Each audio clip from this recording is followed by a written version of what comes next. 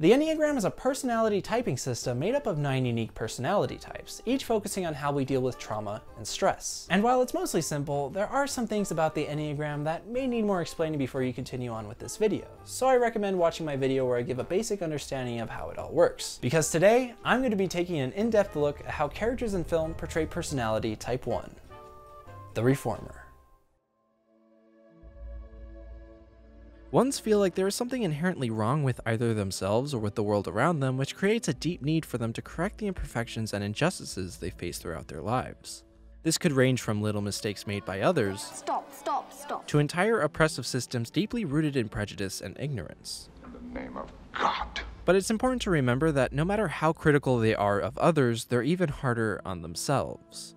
All 3 types within the body center have a unique relationship with their instincts and anger, and while 8s overexpress their instincts as they try to maintain freedom over their lives, and 9s are out of touch with their instincts as they try to maintain peace and harmony around them, 1s are in conflict with their instincts as they try to maintain control over themselves and their environment in accordance to their ideals.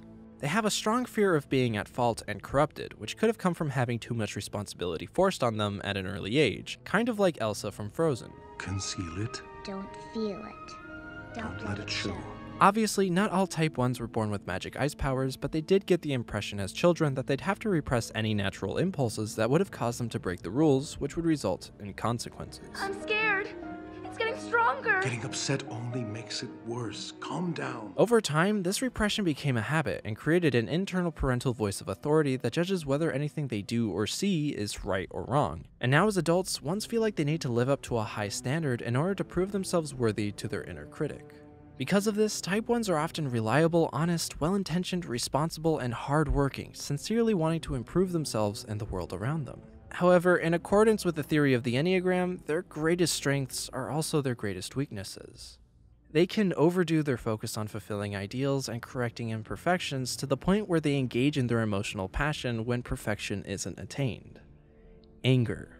I feel angry. Angry at you. Angry at you for doing something stupid. Angry at me for believing you could do something not stupid. Each type on the Enneagram has an emotional passion, a vice that they engage in that serves as an unconscious driver that's motivated by a sense of lack, which creates a basic dilemma or trap around the personality. And in the case of Type 1, it's anger. A toxic anger directed towards themselves for falling short of perfection, and a righteous anger directed towards the world and society at large for being corrupt. However, it's a restrained anger, an anger ones try to maintain under their control, which can lead to them seeming like over-civilized characters. Can't be so serious all the time. Oh, would you like to hear me tell a joke? Yeah. Knock, knock. Who's there? Go f*** yourselves. This need to control themselves and their natural impulses can cause them to move towards either 4 or 7. The move to 4 can symbolize a sadness ones feel for always having to be strict and responsible while envying others who don't share their internal parental voice of authority. On the other hand, the move to 7 represents a reclaiming of the fun and spontaneity that Type 1s repress habitually for the sake of order, a break from their discipline. The need to satisfy their internal critic plays out differently through the 3 instinctual subtypes, but the common theme is perfection.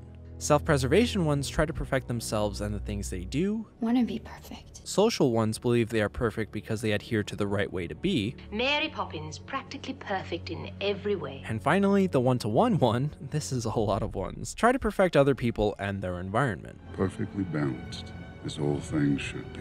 Films centered around Type 1 characters make for intriguing pieces, with themes centered around justice, order, and grace. And because themes like these are always a part of our conversations as a culture, there is no shortage of Type 1 characters in film, especially so since they make for very compelling heroes and villains. They believe that what they're doing is not only right, but mandated by God, which can make them either inspiring or terrifying. Something I personally found interesting was that a lot of these movies involve a Type 7 character that challenges the Type 1's worldview and core beliefs, for better or for worse, which makes sense given the Type 1's connection to Type 7. From the self-righteous destruction unhealthy ones bring about through their crusades for perfection,